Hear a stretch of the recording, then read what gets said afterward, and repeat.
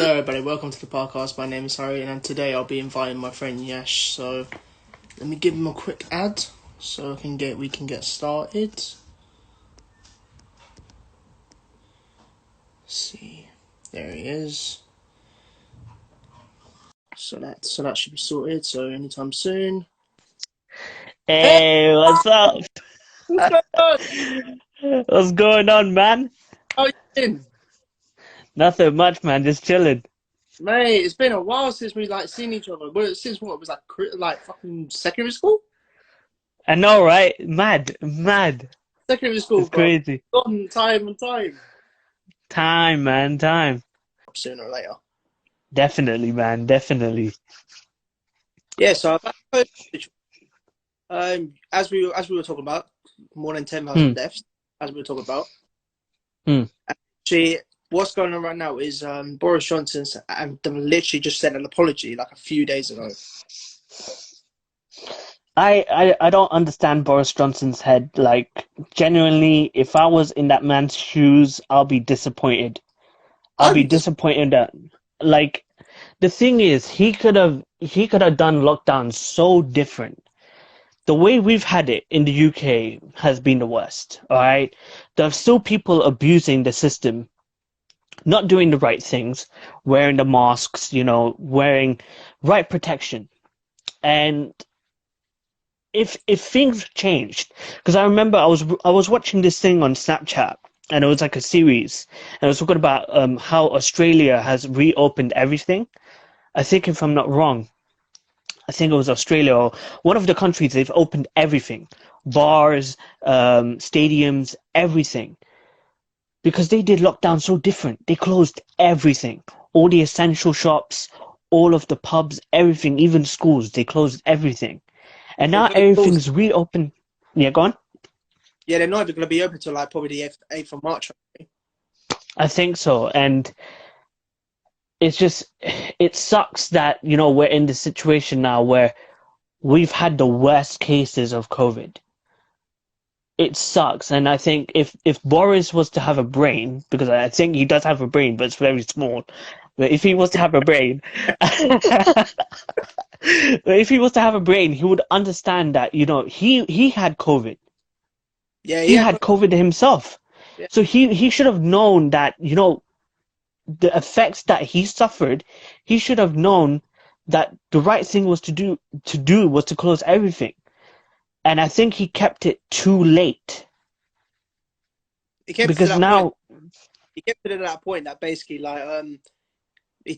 obviously got the COVID, and obviously it literally took him for a while to realize, right, we have to close everything down, but it was too late straight away.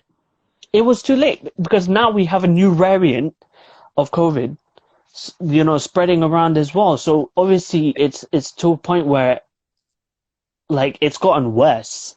If he did this at the start of the tier 2, or even before tier 2, if he Yeah. closed everything for just even a month, and fixes everything. I hope everything goes well because I hope, listen, and hope we get back on track. Yeah, man, I just want to leave the house. Just been such like not. I've been out today. But it's been a while. Yeah, exactly. I just want to go back to the bars, drink with my friends, do all of that again. I don't believe. Discuss about resting during COVID. Wrestling during COVID, man. So much has changed. The reactions for Edge's return. You cannot beat that. That was crazy. I remember I was watching the Royal Rumble, and Yeah. I watched it late. I watched it the next day. But I did not go on Instagram. I did not go on Twitter. I did not go on Snapchat to see if what people were posting. I was like, nope. As soon as I woke up, I'm like, oh snap! I forgot to watch Royal Rumble yesterday, so I watched it. And when I saw Edge's return, I genuinely, my jaws dropped. I was like, oh my god, 9 years, and he's finally back, and I was so happy, man. I'll tell you what. Literally, the reaction of mine. Literally, when I saw it, I was like, "You gotta be kidding me!" I screamed at the top of my lungs. I said, "Sorry." I'm like, sorry for this. Exactly. And like, thank God I wasn't watching it late, because if I did, my parents would wake up immediately and be like, "You deserve a slap in the face, man. You making bad noise." But like, honestly, like when I saw that, I was so shocked, and I'm so glad that he's back. He's And going I back. think He's going back yeah, again. he's coming back again. And I'm just so proud, man. I'm just so happy for him that he's back. And hopefully soon we see him in the title picture. Obviously, because I think he had like a recurring injury that kept him off the shelf. So just hope that he comes back and he finally makes one more title match, or has one more title match. If I had to say right now, if I had to say to everyone right now, and you, who was your best? What was your best match so far? From, could be last year, could be this year. Yeah. Like, what was From NXT? It could be anything, really. If you want to say NXT, AEW, then obviously to WWE, that'd be simple. Like, okay, I have one for AEW and I have one for NXT. Yeah, all right. So one from AEW was the tag team match between the Young Bucks and Kenny Omega and Hangman Page, like that. But the storyline was just perfect. You know, like friends within, you know, the Bullet Club, which is now the Elite, fighting it out for the title, and it's just a perfect storyline, you know. And that match was just brilliant. Just 30 minutes of absolute brilliance. And then you had, for me, my favorite NXT match of all time. I was going to say Johnny Gargano vs. Andrade Cien Almas, which is up there for me. There for me. But that's second in my top two. The first one has to be Adam Cole vs. Johnny Gargano. My favorite match, but it was in between two matches, but I had to pick one. And one of them was Cody versus Brodie Lee. Dog collar match. Oh, okay. That was actually a really good match as well. Because they both wanted. I gotta say though, rest in peace, Brodie. By the way, literally, like rest in peace. Will be missed. He really made good matches, and I literally he was one of my favorites. Definitely, man. Like it's such a shame of what happened to him, and I remember watching back at his match that he had with the Whites and the Shield at Elimination Chamber. You've read my mind as well. Brodie Lee on AEW, and it just made me tear up, man. It made me tear up at the end.